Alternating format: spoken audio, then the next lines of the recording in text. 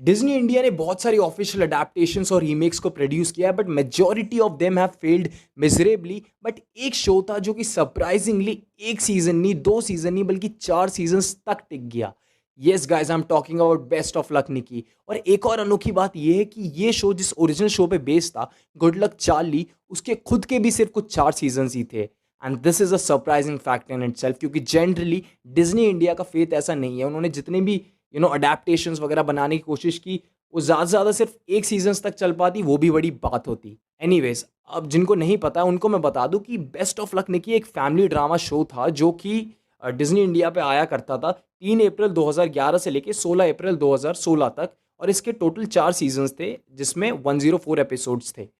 Now let's find out कि आखिरकार best of luck निकी क्यों बंद हुआ। देखो guys, to be honest with you, actual reason तो सिर्फ डिज्नी इंडिया को ही पता है। Me as a fan, based on my research and knowledge, मैं आपको कुछ पॉइंट्स प्रेजेंट कर सकता हूँ। Again, these are not finalised. आप अपना ओपिनियन खुद फॉर्म कीजिए after listening to these. That being said, one of the reasons could be कि best of luck Nikki was an American adaptation of a show named good luck Charlie. तो good luck Charlie के खुद के सिर्फ 4 seasons थे। तो may be from the view point of the originals, उनको इतना फीजिबल नहीं लगा होगा कोई अडेप्टेशन को ओरिजिनल के एंड के भी बाद कंटिन्यू रखना। और जो हमारा देसी, जो बेसिकली इंडियन वर्जन था, वो पूरी तरीके से अपने डिज्नी इंडिया के कंट्रोल में नहीं था। और जो कि ऑफिशियल क्रिएटर्स थे, काफ़ी हद तक उनका इन्फ्लुएंस था। And if I am not wrong, शायद उन्होंने ही ये शो को भी डायरेक्ट किया था।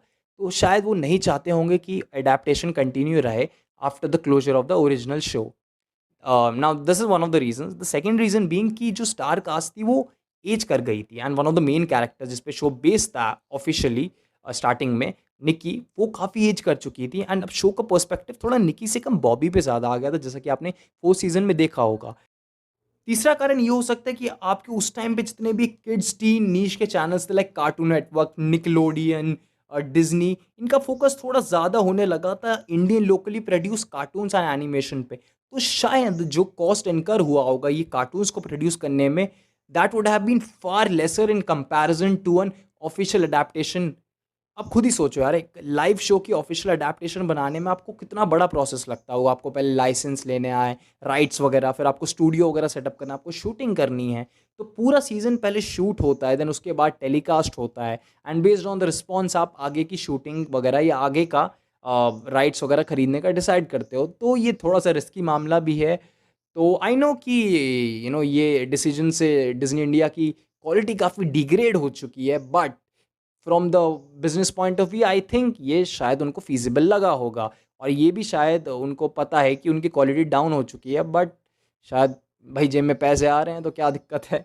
Anyways, these are my reasons. अगर आपको लगता है इनमें से कोई रीज़न है जिसकी वजह से शो बंद हुआ, तो late me know in the comment section. या अगर आपको लगता है कोई और रीज़न भी है, तो you can also let me know in the comment section. और अगर आपको कोई भी एक्सपीरियंस है related to any of the Disney India show या related to best of luck Nikki only, वो भी आप मुझे नीचे बता सकते हैं कमेंट बॉक्स में। I would love to check that out. And अगर आपको ये वीडियो पसंद आया, make sure you hit like button and don't forget to subscribe the channel, because ऐसे बहुत और भी ज़्यादा इंटरेस्टिंग वीडियोस आने वाले हैं related to Disney India. Let's form a community of the people who loved these Disney India shows, whether it was the originals like Kya Mast Hai Life Ishan, or whether it was the adaptations. That being said, thanks a lot for watching, guys. Bye bye and see you.